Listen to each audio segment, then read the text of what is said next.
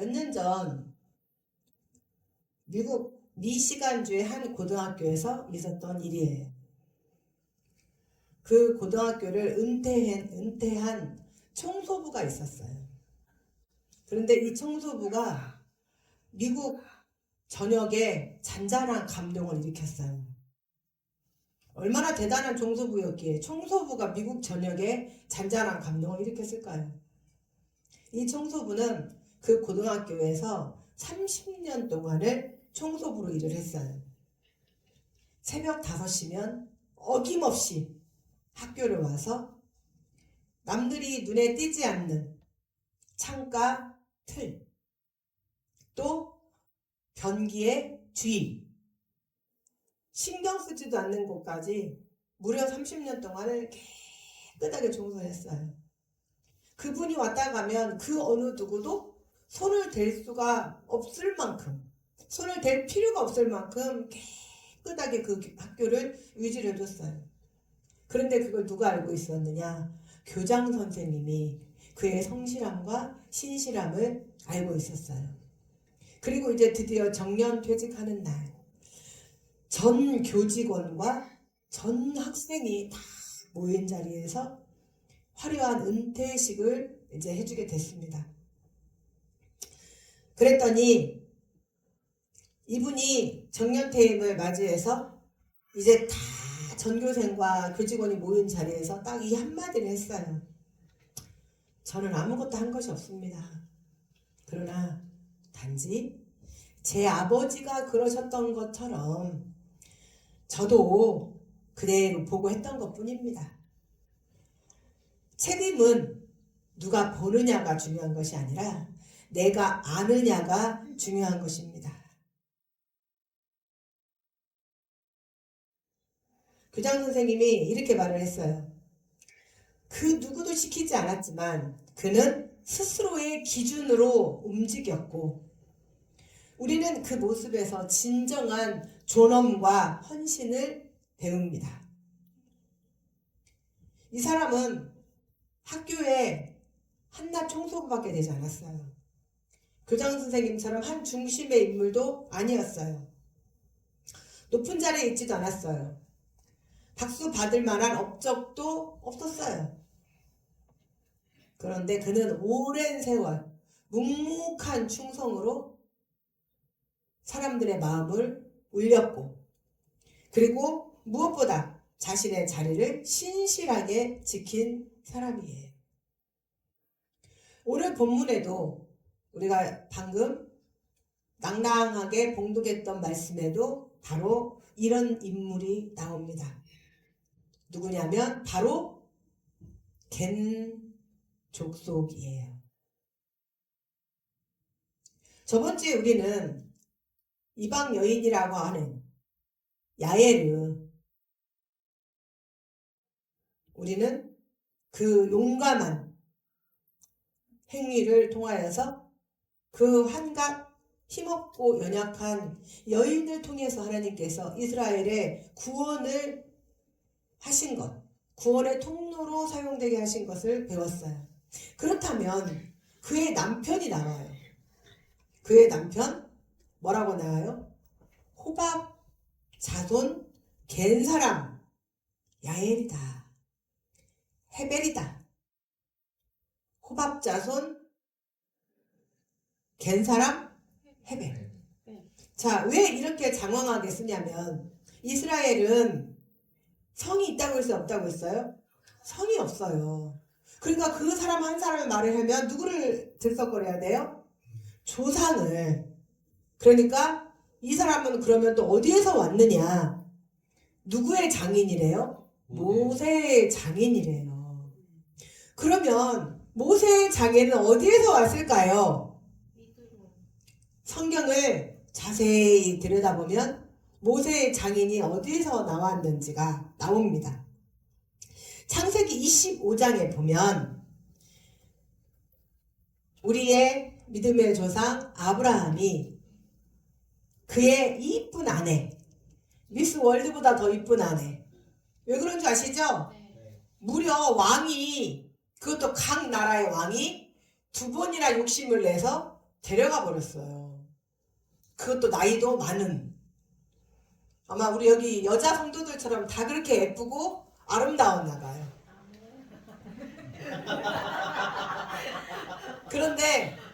그런데 이 아름답고 아리답고 너무너무 예쁜 사라가 죽어버렸어요. 그두라라고 하는 아리따운 여인을 후처로 맞이를 했어요. 그런데 이 그두라가 무려 세상에 100살이 엄청 많이 넘은 이 아브라함에게서 아들을 장장 몇 명을 했을까요? 6명의 아들을 뒀어요. 그래서 시므란, 무단, 욕산, 미디안. 눈치가 빠르신 분들은 여기서 눈치를 찾을 거예요. 그리고 이수, 욕산. 이렇게 6명의 아들을 낳았어요. 근데 제가 아까 어디에서 잠깐 멈췄어요? 미디안. 바로 아브라함의 후처의 네 번째 아들인 이 미디안에서 바로 이드로는 여러분 제사장의 명칭이에요. 그래서 또 보면 출애굽기에 보면 모세가 이드로한테 도망을 갔다고 하고 르우엘이라고 나오잖아요. 그래서 이름이 이렇게 두 가지로 써요. 그런데 자, 그러니까 미디안 족속 쉽게 말해서 그러면 아브라함이 이 6명의 아들을 어떻게 했어요? 어떻게 했을까요? 이 6명의 아들을 자, 이 두 아들이 있어요. 그러면 이 두 아들도 하나는 이스마엘은 뭐예요? 종의 자식이에요. 그러면 자기의 정통 하나님의 자녀는 누구예요? 저를 보세요. 하나님의 정통 하나님께서 언약의 자식은 누구예요? 이삭이 언약의 자식이에요. 그런데 자 후처에게서 누가 낳았어요? 이스마엘을 낳았어요. 그런데 이 둘도 그런데 후처에게서 또 이제 6명의 아들이 낳았어요. 그러면 누가 공격을 받아요? 이삭이. 자, 이삭이 먼저 공격을 받는 거를 누가 봤어요? 사라가 봤어요. 사라가. 이삭이 엄마 사라가. 그래서 아기가 돌밖에 안 된 아이를 희롱. 그러니까 뭐 이제 애를 좀 어리니까 공격을 했겠죠. 그랬더니 사라가 보고 떠나보내. 그래서 지 애미와 함께 떠나보냈어요. 하갈과 함께. 이스마엘 엄마는 하갈이에요. 그 떠나보냈어요. 그리고 이제 이삭만 혼자 있었는데 누가? 그두라가 6명을 낳았어요. 자, 이 하나님의 언약의 자녀를 지켜야 돼, 안 지켜야 돼요? 지켜야 돼요. 그래서 어떻게 했어요?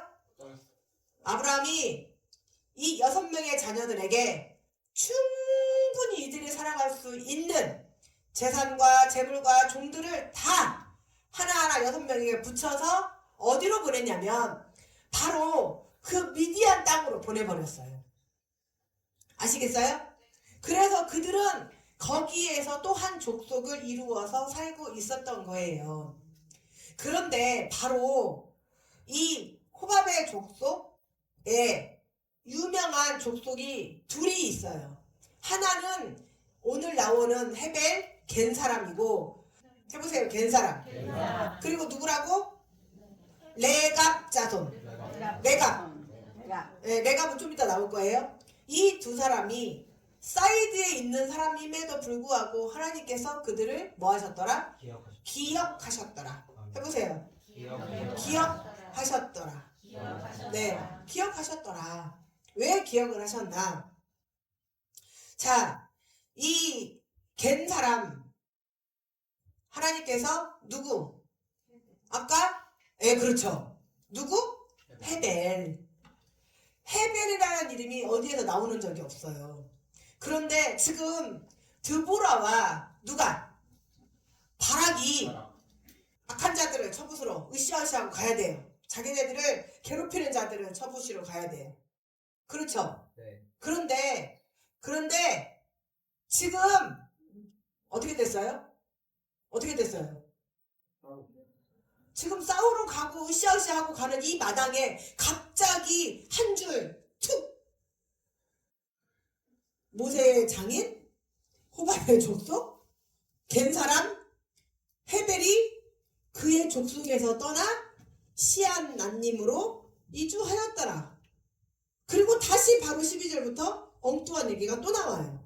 어떤 얘기? 드보라와 바락이 신나게 싸우는 싸움. 우리가 성경을 읽을 때요, 갑자기 성경의 맥락을 딱 끊는 이야기가 있어요. 그것은 이 성경의 저자가 깜빡 졸다가 아무거나 써놓은 것이 아니에요. 그 갑자기 끼어들어 있던 그 말씀을 잘 깊게 묵상하고 들여다보면 반드시 그것을 통한 하나님의 놀라우신 영적, 우리에게 주시고자 하시는 영적 교훈이 있어요. 그래서 이제 하나님께서 이 호밥의 아내, 누구? 야엘을 통해서 이제 이스라엘 백성들을 구원의 통로로 삼으셨죠. 그런데 놀라운 건 왜 헤벨이었을까요? 헤벨이 뭘 했다고 나온 게 없어요. 그런데 우리는 이 말씀을 통해서 무엇을 알 수 있냐면, 자, 틀림없이 그의 족속을 떠나 게데스에 가까운 시아난님으로 움직였다고 했어요. 한마디로 말해서 이사를 간 거예요. 그랬는데 왜 이사 갔는지 성경에 나오지 않으니까 우리는 알 수 없으나 무엇을 알 수 있냐면, 가장 중요한 거, 이들이 하나님 보시기에 경건한 삶, 거룩한 삶, 순결한 삶, 성결한 삶을 살았다라는 것. 누가 보든 보지 않든. 누가 기준이에요? 아니에요. 이들은 자기 조상이 기준이었어요. 마치 방금 미시간주에 그 학교 청소부가 자기 아버지가 기준이었던 것처럼 이들에게는 자기의 조상이 기준이었던 거예요. 그렇다면 우리는, 또 이스라엘 백성들은 하나님을 믿는 하나님의 자녀로서 무엇이 기준이 되어야 할까요? 하나님의 기준이 되어야죠. 하나님이 하지 마라 하지 말고, 해라 하면 하고, 순종해라 순종하고, 무엇 해라, 아멘. 저는 이래서 못합니다, 저래서 못합니다, 이게 아니라는 거예요. 그런데 하나님이 기준이어야 되는데 이스라엘 백성들, 또 오늘날 그리스도인들, 기독교인들이 과연 하나님의 기준이라는 거죠. 자신들의 조상을 기준으로 삼고 사는 사람들. 그래서 이들은 경건하고 거룩하고 성결하고 순결한 삶을 살았어요. 그 중에 이 겐 사람 헤벨이 더욱더 하나님 앞에 순결한 삶으로, 하나님 보시기에 깨끗한 삶으로, 정직하고 아름다운 삶으로 살아내고 있었던 거예요. 사랑하는 주일학교 성도 여러분, 여러분들이 어디에 계시건 여러분들의 하루하루의 삶이 이처럼 정직하고 깨끗하고 거룩하고 경건한 삶을 사신다면 하나님께서 반드시 여러분들을 통해서 하나님이 하고자 하시는 그 뜻을 이루실 줄 믿습니다. 자, 그런데 우리가 오늘 정확히 알아야 하는 것은 이 헤벨, 또 이 겐 사람, 호밥 자손, 제가 방금 뭐라고 그랬어요? 누구의 자식이래요? 호밥 자식이에요? 누구 자식이라고 했어요? 그 더 위로 올라가서 아브라함의 뭐의 자식? 정실 부인도 아닌 후처의 자식이에요. 자, 그런데 또 아버지 아브라함으로부터 뭐를 당했어요? 차별은 아니죠. 다 사서 보냈다니까요. 분리를 당했어요. 분리. 아버지 아브라함으로부터 분리를 당했어요. 그러면 지금 현재 누가 중심에 서 있어요? 그렇죠. 이삭이 중심에 서 있어요. 이삭이 중심에 서 있고 이 시므란, 목산, 무단, 미디안, 수아, 욕산은 뭐예요? 없어요. 중심에도 없고 기억에도 없어요. 그러면 뭐예요? 완전히 사이드로 밀려난 거예요. 그런데 보세요, 여러분. 하나님은 사이드로 완전히 밀려나서 누구도 기억하지 않는, 심지어 아버지 아브라함에게서조차 분리된 족속에, 어쩌면 이스라엘의 족속들의 머릿속에 이들은 사라졌는지도 몰라요. 그래서 이들을 두고 아브라함의 자손이라 그래요? 이방 족속이라 그래요? 이방 족속이래요. 이방 족속. 마치 우리가 사할린에 사는, 만주에 사는, 하얼빈에 사는 우리의 동포를 우리가 기억해요, 못해요? 솔직히 기억해요, 못해요? 못해요. 그럼 뭐예요? 뭐예요? 이방인이에요, 그들은. 그분들이 언젠가 우리나라에 와서 그랬어요. 여기도 저기도 속하지 못하는 우리는 이방인입니다. 이방인. 아브라함의 자손이라 칭함도 못 받는, 홍길동 아버지를 아버지라 부르지 못하고, 그런 족속 중에서도 다 기억 속에 잊혀진 그 족속을 하나님께서 붙드시고 사용을 하셨더라. 이 시간 여러분들이 정확히 아셔야 하는 것은, 하나님은 늘 중심에 있는 사람, 핵심적인 사람, 이름난 사람만 쓰지 않으신다는 것. 가장 외곽에 있는 사람, 작고 보잘것없는 그 인물을 통해서 하나님은 일을 하신다는 것. 제가 20살 무렵에 굉장히 유아기적 사고에 한동안 빠진 적이 있었어요. 20살 무렵에 유아기적 사고. 그게 뭐였냐면, 나는 하나님 앞에 할 줄 아는 게 없어서 무엇으로 영광을 돌릴 수 있을까? 피아노? 피아노는 백건우도 있잖아. 얼마나 많은 유명한 피아니스트가 있어? 찬양으로? 조수미가 있잖아. 얼마나 많은 보컬들이 있어? 워십? 이거는 입도 꺼낼 수 없는 거고. 나는 무엇을 하나님 앞에 영광을 올려드릴 수 있을까? 굉장히 혼자 자존감과 자괴감이 빠져서 굉장히 힘든 때가 있었어요. 그런데 하나님께서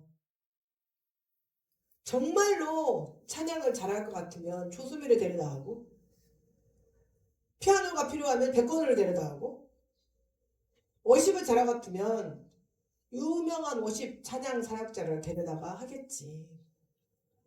그러나 하나님은 그들의 음악과 그들의 이 워십과 그들의 어떤 그 무엇을 보시는 게 아니라, 그 사람, 하나님을 찬양하고자 하는, 돼지 멱다는 소리로 꽥꽥거린다고 할지라도, 그러니까 여러분 제 앞에서 저 찬양 못해 하지 마세요. 아무리 못하는 찬양이라도 그 중심에 하나님을 찬양하고자 하는 열정이 있으면 하나님은 그것으로 족하다, 이 말씀이에요. 오늘 이 말씀이 바로 그 말씀을 증거하고 있잖아요. 하나님은 단 하나 보신다는 거, 단 하나. 하나님의 말씀에 순종하는 자인가? 믿음으로 나아가는 자인가?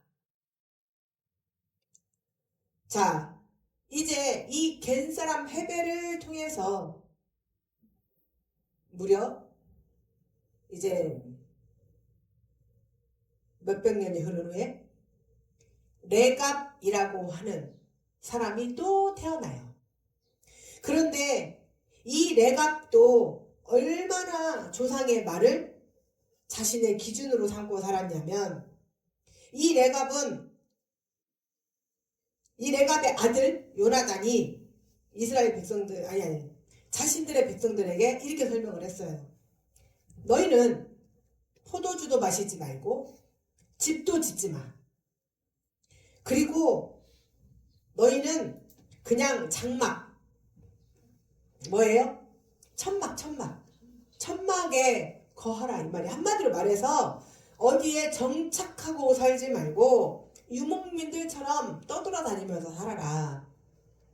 그런데 포도주를 마시게 되면 사람이 이성이 마비돼요, 안 마비돼요? 마비돼요. 그래서 에레미야서에 보면 우리 구약 성경에 에레미야서가 있어요. 그 에레미야서에 보면 하나님께서 에레미야에게 이렇게 명령을 하셔요. 너는 저기 레갑 족속 요나단의 그 자손들에게 가서 이제 포도주를 권해라. 그래서 이제 에레미야가 그들을 찾아가요. 그리고 성전 안에 이쪽 한쪽 뜰에다가 정중히 모셔놓고 포도주를 한 대접 따라줘요. 그런데 이들이 뭐라고 하냐면 저희는 포도주 마시지 않습니다. 근데 여러분 이스라엘의 포도주는 뭐냐면요. 한마디로 물이에요. 마치 독일 사람들에게 맥주가 물인 것처럼 포도주는 물이에요. 저처럼 포도주 먹고 취하는 사람은 이제 골치 아프죠. 그죠? 뭐 다들 고들 끄덕끄덕해요. 다른 거 대체를 해야죠. 그런데 포도주가 물이고 맥주가 물이에요. 그럼 저는 어떻게 할까요? 맥주는 들어가면 바로 돈으로 나와버리는데. 그런데 포도주를 마시겠지 않겠다는 것은 즉 그냥 목말라 죽겠다 이 소리예요. 단순히 포도주로서의 술이 아니라 생명을 연장할 수 있는 생명 유지 장치였던 거예요.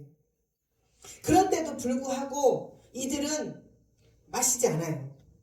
하나님이 뭐라고 이들에게 말씀을 하시냐면 봤냐? 이 답답한 놈들아. 그들은 하나님의 기준이 아니라 자신의 조상의 기준인 사람들이야. 그런데 자기 조상이 집 짓지 말고 장막에 거하고 포도주 마시지 말라고 그랬다고 지금까지 몇백 년이 흐르는 동안 그대로 사는 족속들이 바로 그들이야. 너희는 뭐 하는 거야 이 녀석들아. 사람으로 태어나서 자신의 조상이 한 얘기도 여지없이 지키고 있는데 하물며 인간이 하나님을 기준으로 삼고 있는데 너희는 뭐 하는 건데? 너희 하는 짓거리들을 봐. 보고 배워. 하나님이 얼마나 창피하셨겠어요. 여러분, 여러분의 한 번 한 번의 행동이 여러분의 하나하나의 행동이 하나님께 영광을 올려드릴 수도 있고 하나님 영광에 먹칠을 할 수도 있다는 걸 아셔야 합니다. 그리고 하나님이 창피하셨어요. 얼마나 하나님께서 무한하셨겠어요. 하물며 인간의 조상이 한 얘기도 몇백 년을 흐르면서 지켜보고 있는데 인간은 하나님을 기준으로 삼는다는 인간은 지 멋대로들 살아가고 있으니 마치 개가 토한 거를 또 먹고 개가 토한 것을 또 먹는 그런 미련투기 같은 짓만 하고 있으니 얼마나 하나님께서 부끄러우셨겠어요. 하나님 앞에 본이 되어야 하는 이스라엘 백성들이 오히려 부끄러운 대상이 되어버린 거죠. 그리고 하나님은 레갑 자손에게 이렇게 약속을 하셔요.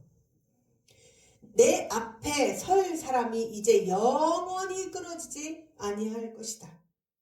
무슨 말이에요? 하나님께서 그들의 조상을 하지 말라는 대로 순종하고 살았음에도 불구하고 하나님 앞에서 영원히 끊어지지 않겠다는 것은 그들을 끝까지 지켜주시겠다는 거예요. 그리고 그들의 자손이 끊어지지 않게 하시겠다는 거예요. 하나님의 백성이 무엇일까요? 단지 말씀을 아는 자가, 말씀에 반응하는 자가 하나님의 순종이 아니에요. 하나님의 말씀을 실천하는 자가 하나님의 말씀에, 하나님의 뜻에 합당한 자예요. 순종은 율법적 복종이 아니고 성령의 세미한 음성에 민감한 반응을 하는 거예요. 우리 예수님께서 하나님이신데 이 땅에 오셨어요. 그래서 이게 믿어지지 않으면, 제가 요한복음 1장 1절을 읽으세요 그랬잖아요. 태초에 말씀이 계시니라. 이 말씀이 하나님과 함께 계셨으니 이 말씀은 곧 하나님이시니라. 말씀이 누구예요? 예수 그리스도. 정확하게 성경에 증거를 제시해놨어요. 그런데도 예수 그리스도는 철저하게 순종하셨어요. 이 겐사람과 레갑 자손에게는 영적으로 그들의 삶에 그리스도의 향기가 흐르고 있었던 거죠. 오늘 우리의 삶이 성령의 인도에 민감하지 않고서 우리는 자주 말씀을 참고만 하지요. 그리고 어려울 때는 말씀을 붙들고, 내가 좀 평안하면 말씀을 놔버리고. 사랑하는 주일반교 성도 여러분, 여러분은 순종이 어디까지라고 생각하세요? 말씀이 이해되지 않을 때도 순종하시나요?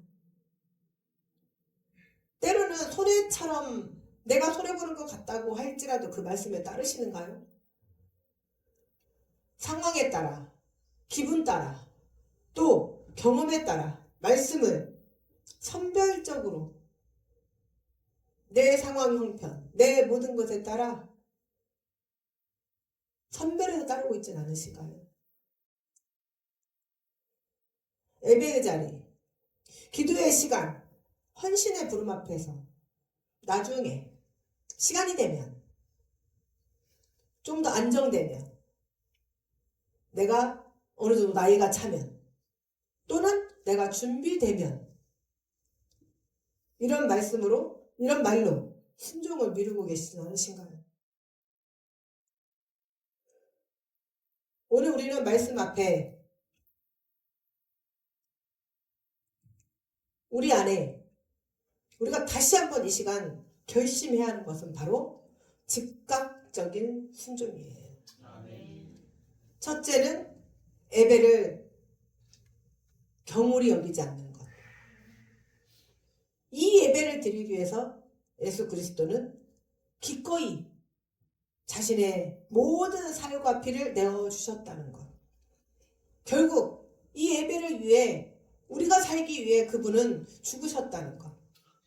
그렇다면 여러분, 이 한 번 한 번의 예배가 어떻게 하나님 앞에 서야 하는지, 졸면서 딴 생각하면서, 다음에 오늘 내가 몇 시에 누가 약속했는데, 오늘 저녁에는 모임이 있어서, 오늘 저녁에 어디 동호회 모임이 있는데, 오늘은 몇 시에 예배가 끝날라나 시계 보고, 이런 생각으로 차렸어야겠나요?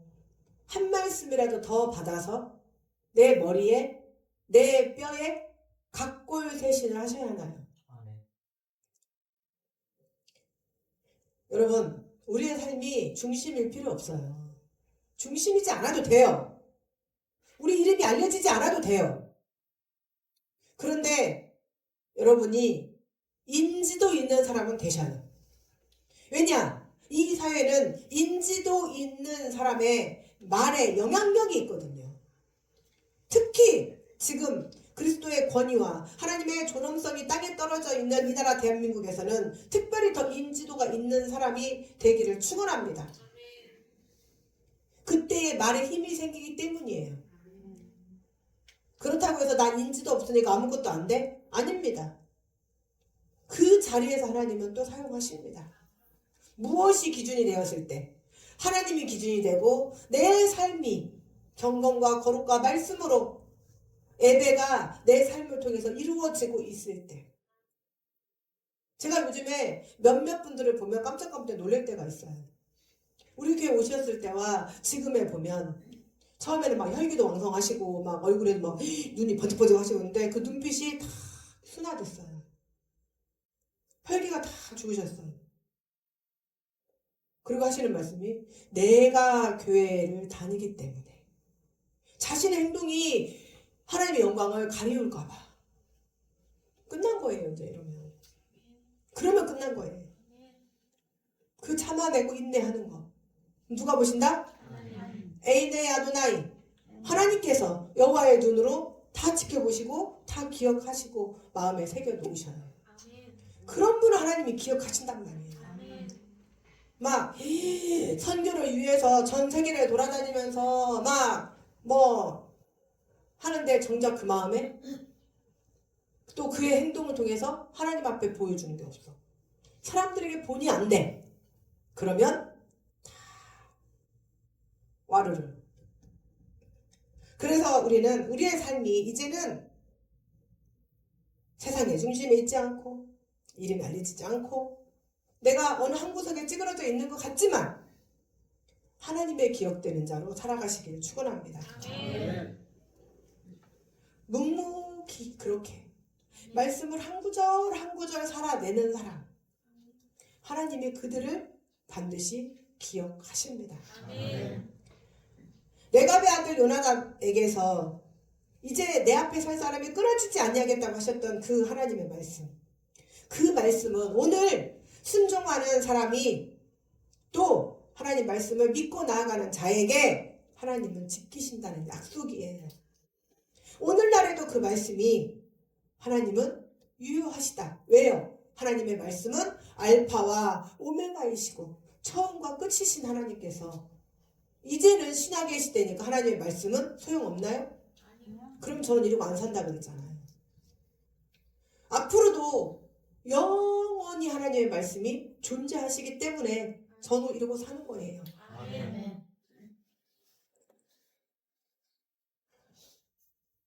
우리가 이 땅에 와서 이름이 기억되길 원하십니까? 짐승은 죽어서 가죽을 남기고 사람은 죽어서 이름을 남긴다고 했어요. 그런데 이 땅에 이름을 남기는 게 중요한 게 아니고 하나님의 마음에 새겨지는 인생 하나님의 머리에 하나님의 기억에 오래도록 우리가 천국 앞에 가서 가는 그날까지 오래도록 기억되는 자 그래서 하나님께서 착하고 충성된 종아 내가 너로 인하여 얼마나 기뻤는지 어서 오니라 하고 양팔로 번쩍 안아주시는 그런 축복된 삶을 사시기를 축원합니다. 우리는 오늘 또 하나님의 뜻 가운데 우리가 살아내야 할 순종은 묵묵히 오늘 들은 말씀을 한 구절 한 구절 기억하시면서 또 수첩에 제가 뭐라고 했어요? 적어 놓으시라고 그랬잖아요. 다음에 뚜룹할 때는 그거 갖고 나누겠어요. 하나님 앞에 기억되는 자로 살겠습니다. 나는 어떻게 기억되는 자로 살 건가? 사람은 기억하지 않아도 하나님이 기억하는 자로 살아가시기를. 그리고 여러분 삶 중에서 복되고 축복된 삶으로 영원토록 하나님의 축복이 임하시기를 주님의 이름으로 축원합니다.